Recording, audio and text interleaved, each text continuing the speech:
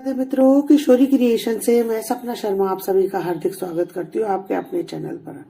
दोस्तों, वैशाख मास में हम वैशाख महात्म्य की कथा रोज सुन रहे हैं, तो आइए सुनते हैं वैशाख महात्म्य के चौथे दिन का अध्याय, चौथे दिन की कथा।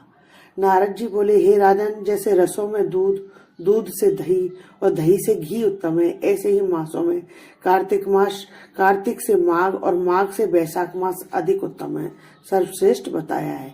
इसमें धर्म करना बरगद की तरह बढ़ना है। मेष की संक्रांतियों में मधुसूदन भगवान का ध्यान तथा प्रातःकाल स्नान का विष्णु पूजन करें और नीचे लिखे मंत्र से भगवान मधुसूदन की प्रार्थना करें। तो बोले कि हे मधुसूदन, हे देवादिदेव, मैं वैशाख मेष की संक्रांति पर प्रातःकाल स्नान करने की कामना करती हूँ। आप इसे निर्विघ्न पूर्ण कीजिए। फिर अर्घ देते हुए कहें कि हे मधुसूदन, मैं आपको अर्घ देता हूँ, इसे भली भांति ग्रहण कीजिए। गंगा, नदी, तीर्थ, सब जलाशय मेरे दिए हुए अर्घ को प्रसन्नता पूर्वक ग्रहण करें और मुझ पर प्रसन्न होकर यथाशक्ति मुझे फल दीजिए। फिर वस्त्र पहनकर आर्हिक कर्मों को करें।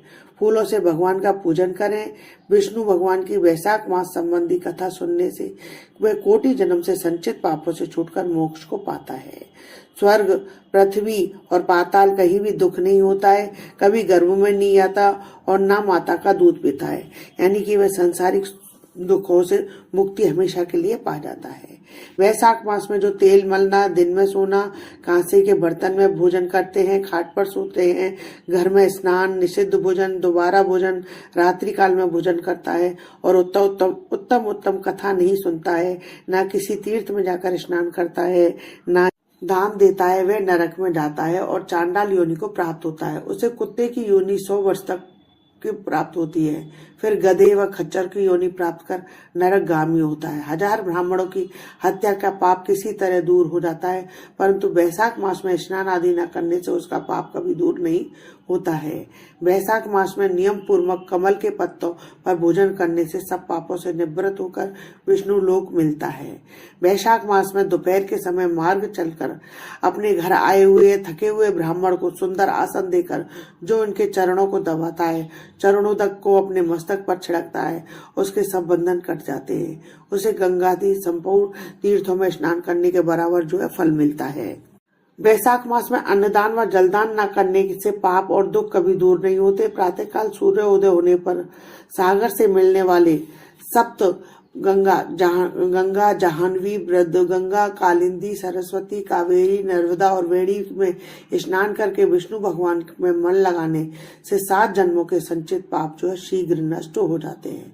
वैशाख के महीने में बावड़ी में स्नान करने या घर से अलग गौ के चरण में रखने की जगह के समान जल भरा हो तो उसमें भी स्नान करने से हे राजन बड़े से बड़े पाप जो है दूर हो जाते हैं।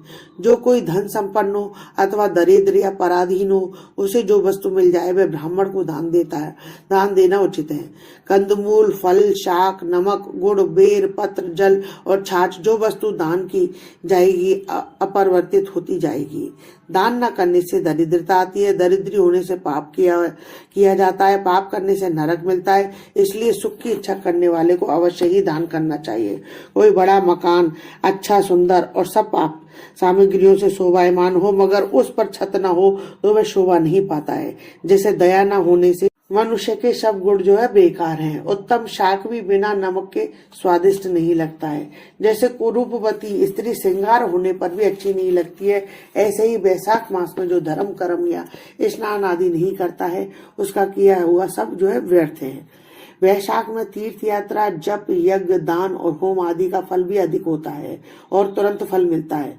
मधुसूदन भगवान इसके ये देव हैं। जिसने किसी प्रकार भी वैशाख मास में मधुसूदन भगवान का पूजन नहीं किया वह मूढ़ बुद्धि शूकर की योनि को पाता है। जो तुलसी दल से वैशाख मास में मधुसूदन भगवान की पूजा करता है वह सार्वभौम राजा को कोटि जन्म तक अनेक सुख भोगता है। फिर अपने करोड़ कुलों को लेकर विष्णु लोक में विष्णु भगवान की सायुज्यता को प्राप्त कर मुक्ति को पाता है। इति श्री तीसरा अध्याय समाप्तम, चौथा अध्याय समाप्तम। दोस्तों, यदि आपको मेरा ये वीडियो पसंद आए तो प्लीज मेरे वीडियो को ज्यादा से ज्यादा लाइक और शेयर करें। यदि आप मेरे चैनल पर नए हैं तो चैनल को सब्सक्राइब करना ना भूलें। पास ही में बेल आइकन को दबाएं, जिससे मेरे आने वाले हर नए वीडियो का नोटिफिकेशन आपको मिल जाएगा। धर्म, रीत रिवाज, कथा कहानी जानने के लिए चैनल पर बने रहने के लिए बहुत बहुत धन्यवाद। जय श्री कृष्ण दोस्तों, राधे राधे।